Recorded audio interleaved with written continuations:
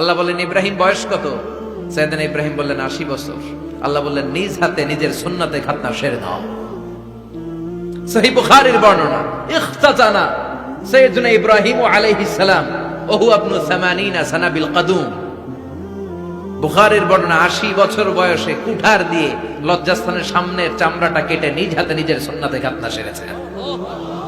এমনি এমনি আল্লাহর প্রিয় হন নাই, এমনি এমনি গোটা বিশ্বের মানুষদের লিডার হন নাই। পরীক্ষার পর পরীক্ষা দিয়ে তিনি আল্লাহর সম্মানের চেয়ারে আসীন হয়েছেন। চিল্লায় বলেন ঠিক কিনা?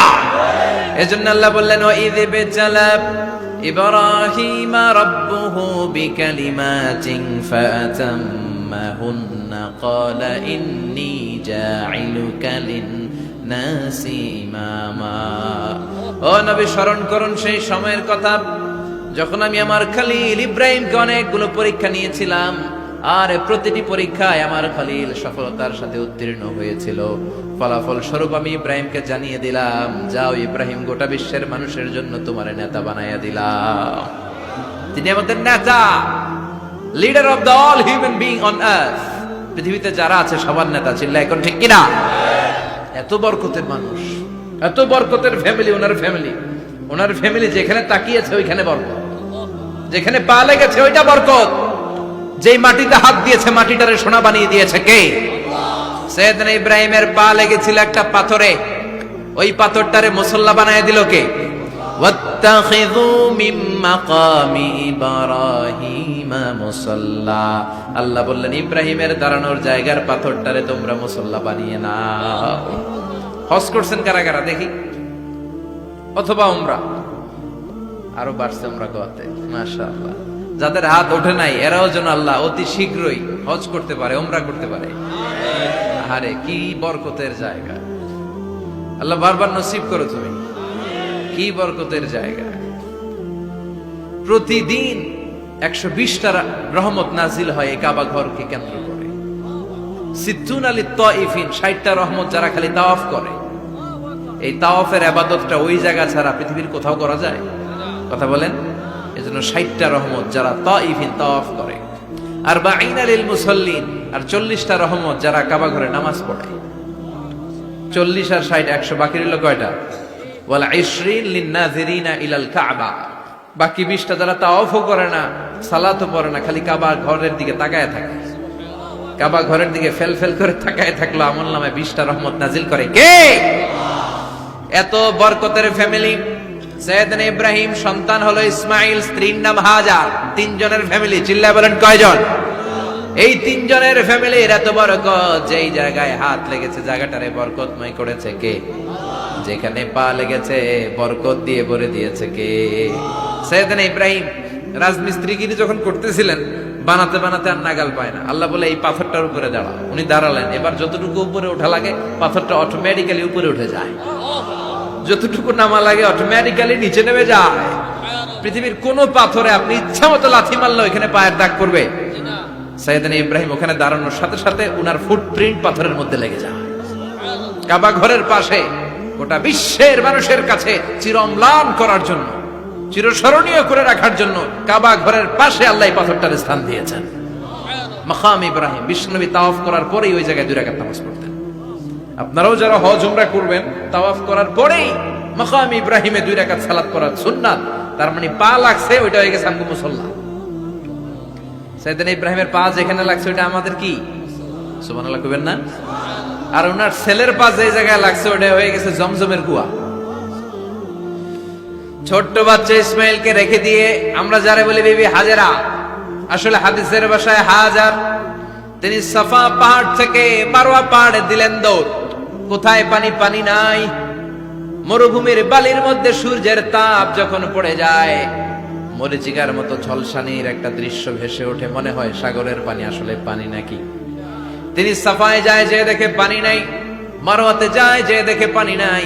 পানির সন্ধানে হাজার আলাইহিস সালাম 7 বার 2 পাহাড়ের মাঝখানে দৌড়াদৌড়ি করলেন। ওই পাহাড়ের মাঝখানে এই মহিলার পায়ের ছাপ লেগে গেল। এই দৌড়াদৌড়িটা আরশের উপর থেকে আল্লাহ এত সুন্দর উপভোগ করেছেন।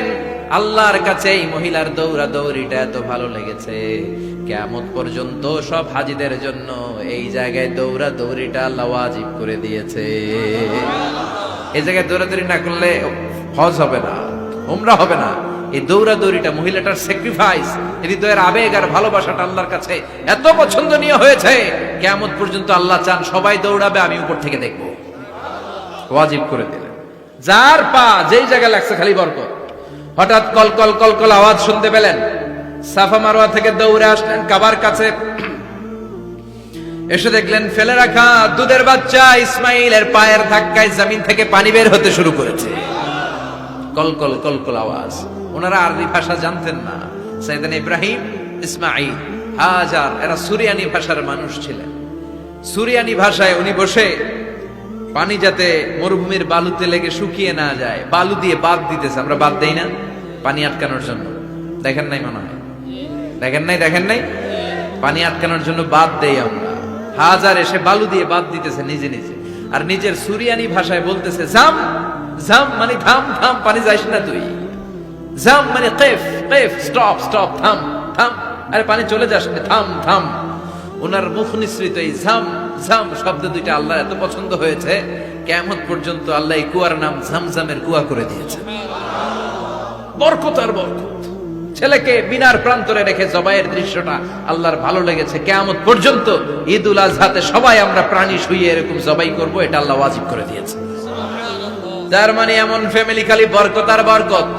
আর আল্লাহ বললেন এই ফ্যামিলিতে আমি কিতাবও দিয়েছি, নবুয়তও দিয়েছি। ওয়াজআলনা ফি যুররিয়াতিহিন নুবুওয়াতা ওয়াল কিতাব। সাইয়েদনা ইব্রাহিমের ফ্যামিলির ভেতরে আমি নবুয়ত দিয়েছি, কিতাব দিয়েছি। এই পৃথিবীতে যত নবীর নাম আপনি বলবেন সবগুলো সাইয়েদনা ইব্রাহিমের নাতিপুতি। লক্ষাধিক নবী পৃথিবীতে, 5-7 জন ছাড়া। কজন ছাড়া? উপরের 5-7 জন ছাড়া যত নবী আপনি নাম বলতে পারবেন, যাদের নাম জানি কিংবা জানি না, সব সাইয়েদনা ইব্রাহিমের বংশধর, ওনার নাতিপুতি। ওনার আল্লাহ 86 বছর বয়সে দিলেন সাইয়েদনা ইসমাইল আলাইহিস সালামকে। ওনার বয়স যখন 100 তখন দিলেন সাইয়েদনা ইসহাক আলাইহিস সালামকে। তাহলে ওনার প্রথম ছেলের নাম? দ্বিতীয় ছেলে? আওয়াজ করে বলেন, প্রথমটা, দ্বিতীয়টা ইসহাক। দুর্ভাগ্যজনক হলেও সত্য, ইসমাইলের চেনে কোনো নবী আল্লাহ দেন নাই, কোনো নবী নাই। সব নবী এই চেনে হাজার হাজার লক্ষাধিক নবী খালি ইসহাকের বংশে নাম। এই বংশে কোনো নবী নাই। আর এই বংশের নবীরা প্রজন্মের পর প্রজন্ম একে অপরকে বলে যায়, সব শেষে কিন্তু একজন নবী আসবে, ওইটা হবে শ্রেষ্ঠ নবী, বিশ্ব নবী। ঠিক কি না? একের পর এক নবুয়ত আল্লাহ এই চেনে দিলেন। ইসহাকের চেইনে, সাইয়েদনা ইসমাইলের চেইনে কোনো নবী নাই।